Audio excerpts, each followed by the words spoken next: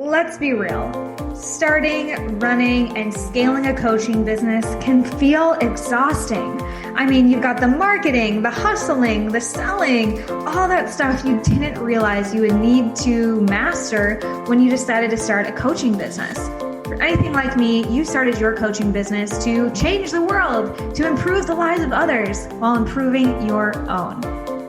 Well, the truth is, running a business doesn't have to be as hard as many of us have made it out to seem.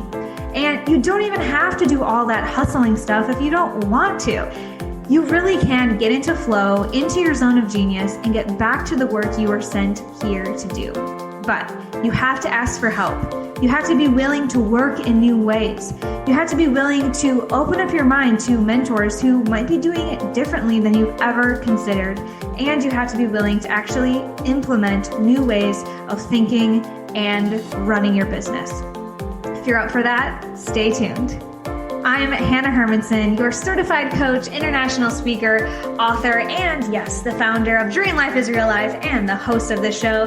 And I've been able to help hundreds of coaches build, scale, and enjoy their online businesses.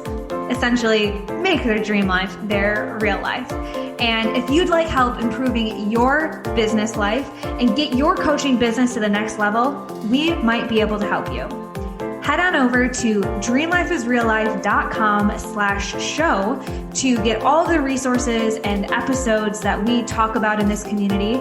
You can join our Facebook community, you can find me on Instagram, but more importantly, if you're really ready to integrate what you learn here today and on other episodes, then you'll be able to set up a complimentary 10-minute chat with my team.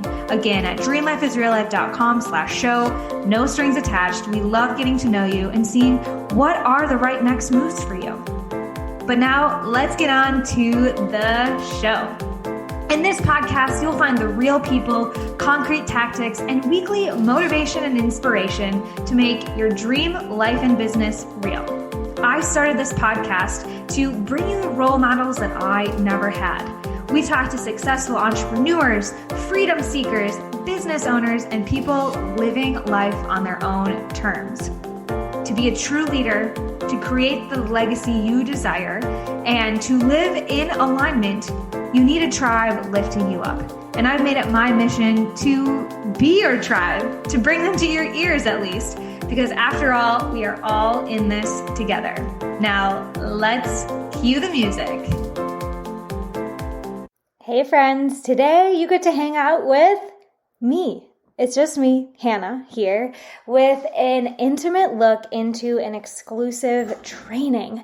So today I'm actually taking a live training that we did inside of my group coaching program, all about email strategy and sequences. Because the truth is, we are seeing a massive shift and maybe a bit of a rewind when it comes to marketing, coaching, and services online. You might be noticing in your own life that after 2020 and everyone going online and social media being our main form of entertainment, people are tired. They're not going to Instagram as much. They're not clicking on Facebook ads as much. And we need to be positioned to leverage the one thing you own, your email list. And returning to a solid email strategy here in 2021 and beyond is going to be essential for your long-term growth online because platforms always change. Social media tactics and hashtag algorithms and blah, blah, blah always change. And I'm all about teaching you the lasting marketing tactics that'll work whether your phone is in the bottom of a lake or in your hand with all of your client contact information. And one of the things that I really am advocating everyone take a look at is email marketing. And the principles that are inside of email marketing are lasting. So you're going to hear things in this training that I'm teaching my clients to think about when they're sending mail to their lists. But you can also glean a ton in the rest of your marketing materials and strategy that you're going to want to implement. So I highly recommend you take a second and either save this episode or go get your notebook. You won't have the luxury of seeing the slides that I use in the presentation. Obviously, this is a podcast, but I want you to get as much as you can out of this, insider training that I'm offering to you. Now, you'll also hear that I offer my clients done-for-you templates. You might hear me say, yeah, and in the templates, we're going to talk about this. Now, unfortunately, that's not something I'm releasing at this time. Definitely stay tuned as, we consider maybe, offering you all those copy and paste, grab and go marketing templates. That's currently something I only offer to live clients. So if you're hearing that, yes, get excited, but you can email me at hannah@dreamlifeisreallife.com with any questions or additional needs you have. As you take a listen, know that you are a fly on the wall, so there might be some aspects you're like, did I miss something? And all you're missing is that you're just not an active live client in our coaching programs at this time. So get the most that you can out of this and email me at hannah@dreamlifeisreallife.com with any additional questions or needs that you have. Happy emailing. You'll notice the audio is a little different because, like I said, this is a true live training that I am giving to you right here, right now. Let's get into it. As I said, we're going to talk through both how you can start your email list, how you can grow your email list, what to say to them, and then ways to keep utilizing email because it is the only thing that you own. You've probably heard this before, right? But all these other wonderful platforms that we get to leverage and use right now to connect with people are fleeting. I just saw someone talking about MySpace on some I Love the 2000s account that I follow on Instagram. And it's like, man, yeah, we thought that was the thing 10, 15 years ago. Who knows what it's going to look like in 10 or 15 years from now? But what we do know is that personal data is something that we can keep, and we can use email and contact information, whether, Skype starts to take over the world or Instagram decides we're done doing this thing. So I highly recommend starting to collect emails as soon as possible. And keep in mind that throughout your business, you're going to want to be thinking about ways to collect contact info, right? Not just followers, not just likes or whatever, but real business cards or real relationships or real people that you can interact with on many platforms. And we also talked about this a little bit when we were thinking about the follow-up game, is that email is a really great way to meet those folks on the sidewalk, meaning those people who are just know you're kind of there, kind of know what you do, but might not be ready to come into your store and take action on the first day that they meet you or hear about what you do. So email is that thing that everyone has said for the last 5 years that it's dead. It's going to die. It's going away. It's not true. We're going to have email for a while. And so if we can kind of buckle up and know that it's a great place to be playing for follow-ups, for people on the sidewalk, and just for overall building relationships. So where do we start? This is a great question we talked about when, thinking about follow-ups. Obviously we need to ask for permission. There's more and more regulation going on that you can't just, go headhunting and start your email list. So we will always want to ask for permission, but it's not as hard as we might think. How many of you thought, oh man, to start my email list, I have to have like a thing. I have to give them something and make a landing page and promise things. And that's simply not true, especially for starting out. So if you've gone through the 8-week program, at one point we ask you to think about 100 people that you know. And the intention of that exercise is to just get your mind working and chewing on that problem, right? 100 people, I have to write down their names. And if I would have told you 10, you would have written down 10. But since I told you 100, you can see that stretch goal. And there might have been, and how your brain works when it's stretched on a goal. So there might have been people in that list that you would love to keep in the loop on your business, that you'd love to have on your email list and be able to communicate with regularly or add value to regularly or stay top of mind to. So head over to your 100-person list and see if there's some folks that could ask for permission. Hey, babysitter from 5th grade, I don't know if you know or not, but I have a small business. I'm just curious, would you be open to me adding you to my email list? Very easy to get a yes there. I do recommending asking. Even a way to do this efficiently is to just email everyone that you know and ask, would you like to be a part of my email list? And take those responses to then add to your email list. Another place you already have emails living is probably through your call bookings. So, Kimberly, I know you have people pop into your scheduler from the internet randomly sometimes. You don't always know where they came from, but you have their email.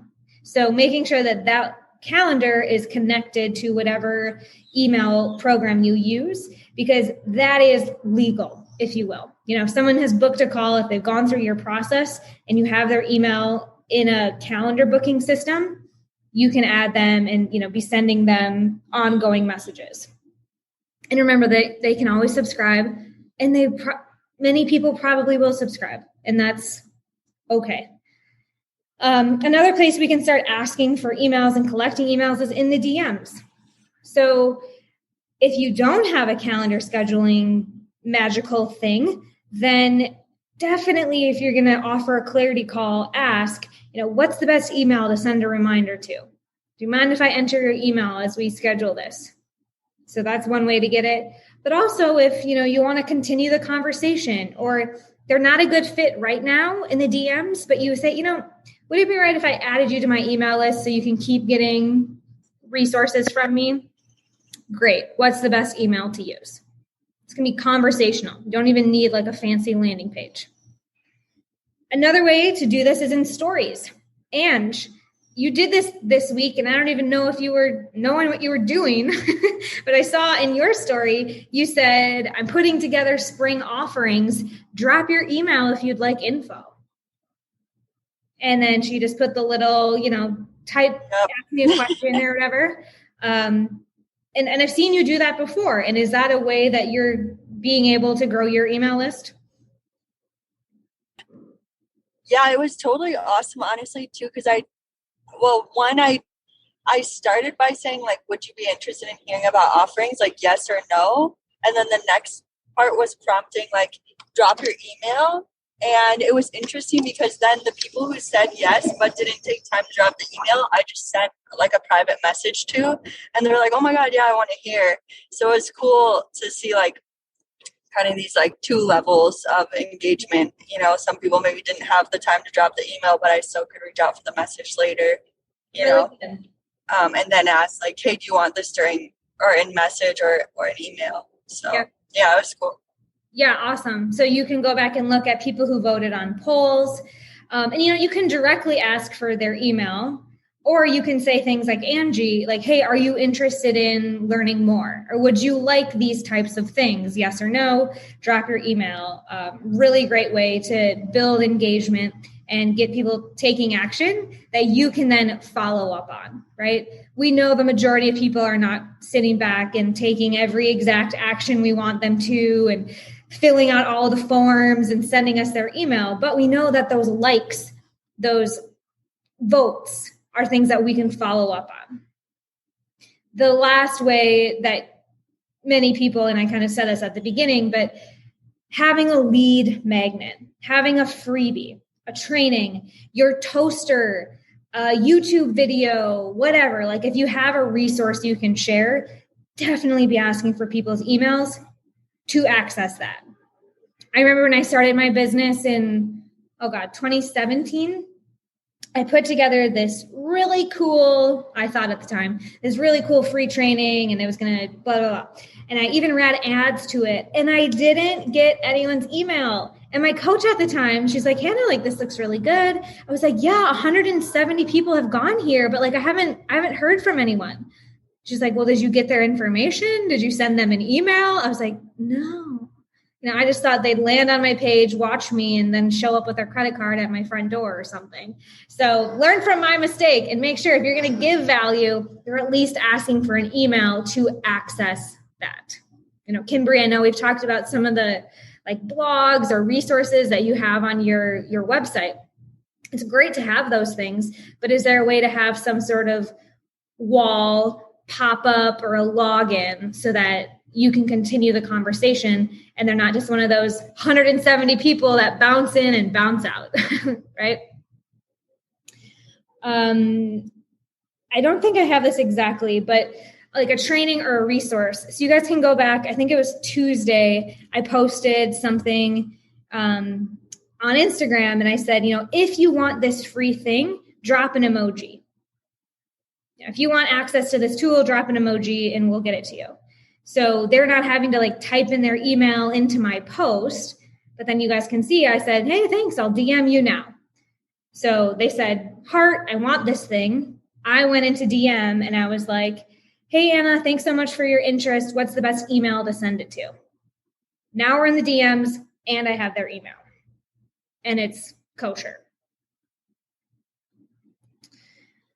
All right, so where do we start? Okay, so we have some ideas of how we can kind of shake some emails out of the bushes with the low-hanging fruit that we might already have starting immediately.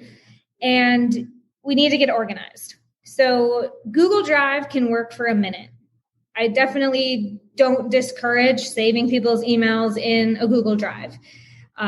It's pretty trustworthy, pretty easy to copy and paste from there, but you'll quickly want to get some sort of CRM. Right? So, or CMS, client management system. MailChimp is free, up to about 1,000, I think, contacts. So a lot of people like that because it's simple to use and it's free. I will tell you that their customer service is underwhelming. Okay. So if you have a problem with MailChimp, you have a problem with MailChimp. So just know that going in, it's free and you kind of get what you pay for there. But it's nice to learn, okay, I can make sequences, I can make different lists. Like it's kind of fun to even just go in and play and learn some of the strategy and options that these types of platforms can afford you. I am a longtime proponent of ConvertKit. So it has tiers of monthly payment that you would pay. I think I started out like paying $15 a month. Now I'm up to like 3,000 emails. So I pay more, maybe like $35 a month. I don't know. It's just been there for so long at this point as a business investment, something that I just know I'm going to use every month. And ConvertKit is great because it does many of the things that MailChimp does, but it's also really user-friendly and they're very responsive to feedback and chatting with you when you have an issue or you have a question. And I also can help you with it. So there's more of it's not a dead end if you have a problem with ConvertKit. I know others here, like I know Lindsay's using Constant Contact, I think. Tavia, you're in MailChimp, I think. So you all can ask your peers as well. If you ask me, I'd say ConvertKit, but you can ask in your kind of circles as well what they're using and what they love. I know some health coaches have like big packages that they use sometimes, like Practice Better, that might do this for them as well. All right. Love Practice Better. You use, for your email, right? I have MailChimp, but I have Practice Better, and I love it. It's a great tool. Does so much. Highly recommend it. Yeah, and these are some industry specific things. There might, I don't know, if there's like a financial coach one, that would be something you could ask some peers. But ConvertKit across the board is something I know, like, and trust. Okay, when do we send emails? When do we send? I'll talk about timing in a minute, but there are really 3 main times that you should be communicating with people via email. Number 1 is in a welcome sequence. So if they join your Facebook group, if they join a call, if they just say, hey, yeah, Angie, like, I'll sign up. I don't really know what for, but like that general, like, we're pen pals now sort of thing. So this would probably be good, Tavia, like in Practice Better, you can probably set up an automated email sequence that would go out to everyone who books a call on your calendar, right? So you don't have to worry about that calendar piece we talked about. Another time to be following up and sending emails is if you give that freebie. a lead magnet, if they come to a training, if you invite them to a challenge. We know that your freebies are wonderful and cool and everyone wants to be there, but there's huge opportunity to continue nurturing their action taking outside of just those 40 minutes or that one thing you send them. And these first two, I'm going to give you exact templates. So you'll get Google Docs today that you can go and make your own for both of these happenings, when they join you and when they sign up for a freebie. Then finally on the regular. So this is what we were talking about a bit with Carissa. And I know we all have great intentions. And some of us even have time blocks of send email to list. But it really is important to start thinking about how you can offer that touch point, get in the inbox once a week. Because you've seen this. When you don't hear from someone in months and then all of a sudden it's, blah, here's my new thing. And they're like all hot in the inbox. It's like, who are you? What? It's like, no, like did I sign up for this? So people do forget where you came from. But if you can kind of be nurturing that relationship over time, you'll see, just like everything, right? Compound effect. You'll see increased engagement over time. You'll see more action taking over time. You'll see random, actually, I need your help messages coming in over time. And this doesn't have to be, God, do you guys remember when people used to do like newsletters, like these intense, like multi-content things and graphics? Like, we don't need that. I mean, you could be literally copying and pasting an Instagram post, adjusting some of the action and sending that out. You all have a lot already. You can just make into an email. Blogs, Instagram posts, LinkedIn posts, quick questions that you've thought about or headlines that I've given you in other content trainings. Like, don't overthink it. Most people want to get in and get out anyway. So short and sweet is totally cool. Don't overthink the like weekly newsletter thing. Just think a weekly message. Question. Yeah. So I have like 59 emails collected from people who join the Facebook group and drop their email. I actually need to go back through my Calendly bookings because I haven't pulled every email from there. I'm sure there's some overlap of people who also joined the Facebook group. Yeah. I think those 59 are mostly just from people who joined the Facebook group. Yeah. So I'm sure that I could get closer to 100, but knowing that I've been just sitting on most of these emails for some of them quite a long time, and they've never gotten an email from me under like Defeat Anxiety Now, would you suggest like kind of like a very warm, like opening email to start before I just kind of start to plug and play with content I'm already posting? Yes. So this is where the welcome sequence will be perfect for you to send out to everyone. It'll be just like your welcome, right? Welcome to emails from Anna, right? Okay. If they've gotten, let's say you've done something similar in the past, then anytime I have a client who's gone MIA, I say, let's just call it out. Call out, hey, this is what, I know I haven't messaged you in a while, a little bit about personally why. They don't care that you've been building a program or you have this new enlightened website. They don't care about that. They want to know, you've been busy, you've been prioritizing other things, you moved, tell them something personal, and then bring it right back to them. So I do want to stay connected with you to make sure we continue helping you defeat anxiety. Here are some resources, and I'm going to show you a super signature that I would recommend using if you've just been totally MIA.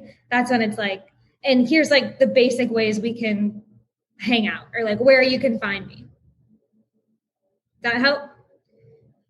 One other little thing you mentioned inadvertently, but I do want to mention is that when you're setting up your email system, it will ask you, what's your business name?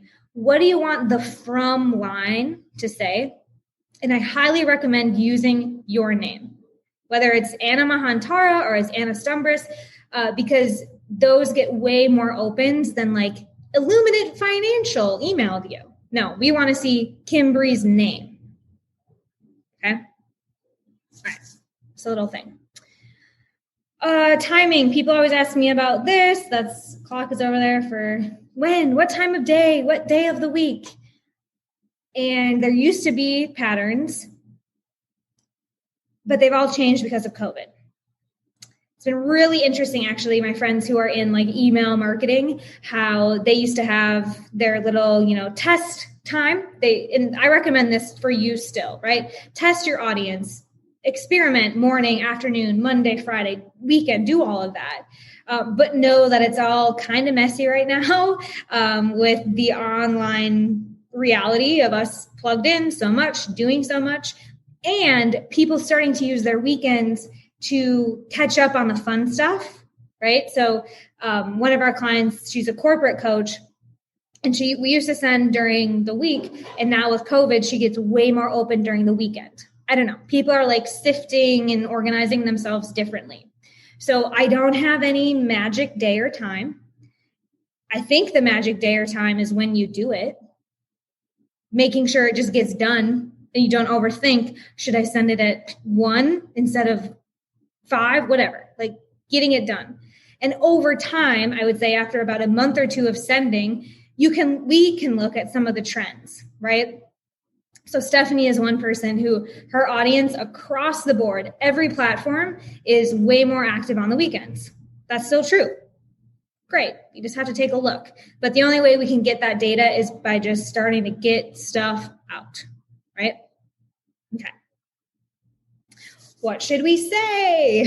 Okay. So in the welcome sequence, Anna, this is a really great point. We do want to bring back the here's what I do. Okay. So the welcome sequence does want to touch on our 3 C's of clarity, connection, and credibility. So first and foremost, this is what I do. If you've been MIA, I'm MIA. Be clear. Don't be fluffy in email in this kind of sequence. Welcome sequence should also, this is our sequence. This is not one email. So in a series of 5 to 10 emails, you should clearly let people what you do and who you do it for. They should also get connected to you, your story, your why, and they should start to see credibility, the results that you help people get. And again, you'll have a template for this, but no, you do want to start building that know, like, and trust in the welcome sequence, right? In your lead magnet sequence, we want them to understand why you now. So you've already gotten them to know, like, and trust you enough to say, yeah, sure, I'll take your thing, or I'll learn about your thing, or I'll watch your thing. But now they need to understand that after doing your thing, why do they need to take another action? Why is it perfect for them right now? So lead magnet sequences are more directed to an enrollment, more directed to booking a call. Whereas a welcome sequence is more of, here are the places, here are the things we can, stay connected with. But lead magnet is more of that direct call to action. And for most of us, it's you need to book a call with me so that you can get these results starting now. And you'll see this in the Google Docs in a minute. And then on the regular, you just say what you've already said, okay? This is those weekly emails that you can repurpose, right? So not reinventing the wheel, but you just reinvent maybe the angle, right? So I'm not going to, on Instagram, I'm going to say, drop an emoji.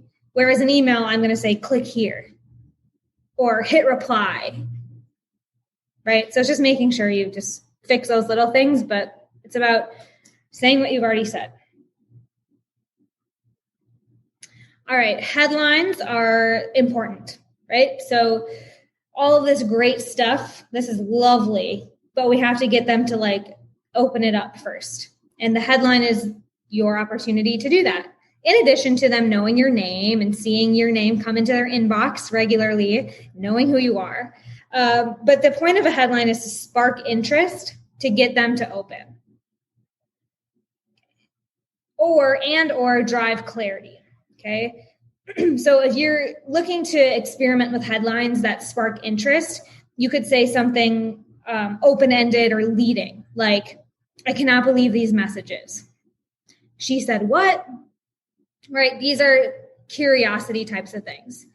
And my grandma still doesn't get this, but headlines are marketing, not truth telling.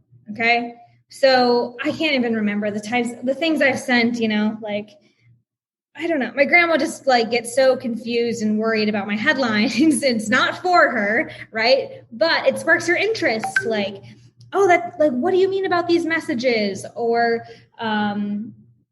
why I didn't do this thing. We have a whole training in the modules about like these templates, right? So I know, Anna, you were there. Tavi, you might have seen this, where there's a whole formula in the connection section of our modules already that can give you some sentence starters and some ideas.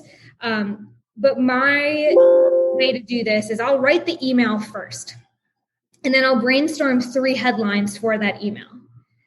I just like your 100-person list. I don't want you to just think of one headline because you'll stop there. The good one usually comes about the 3rd one. So I'll write the email and then I'll do a few headlines like worst client ever, or what I would never do again, those kind of clickbaity things, because the point is to just get them to open the email. The other way that you can position your headlines is to just be super clear. How to go full-time in your coaching business, how to defeat anxiety now. You can break some things down. And then the other way to drive clarity would be like literally saying results already, client testimonial, FAQs about this program, just calling out exactly what you're going to say. We mix and match, right? So sometimes you don't want to always be the person emailing like clickbait. You don't always want to be the person just saying how to, 3 ways. So you'll see in the templates that we bounce back and forth a little bit between these. But again, I recommend you to be creative, but take that lens from the other side of the computer. And even maybe for this next week, observe what's interesting in your inbox. Do you trust the people who email you every Wednesday with the same headline? Or do you get really excited when someone sends you something clever every week? Just start to notice and think about from the other side of the screen, what do you think your ideal clients would open? Okay. We know in our industry, we got to be clickbaity because everyone's saying you can make 10K tomorrow kind of thing. All right. A few pro tips before we get into the templates. First thing is to coin terms. So this is true in all of your content. Coining terms is like using my like vernacular of, hey guys, yeah, it's not like PC, but I'm from the Midwest and I still say it. Or I might talk about bubblers, or just, coining terms that are true for my brand or my personality.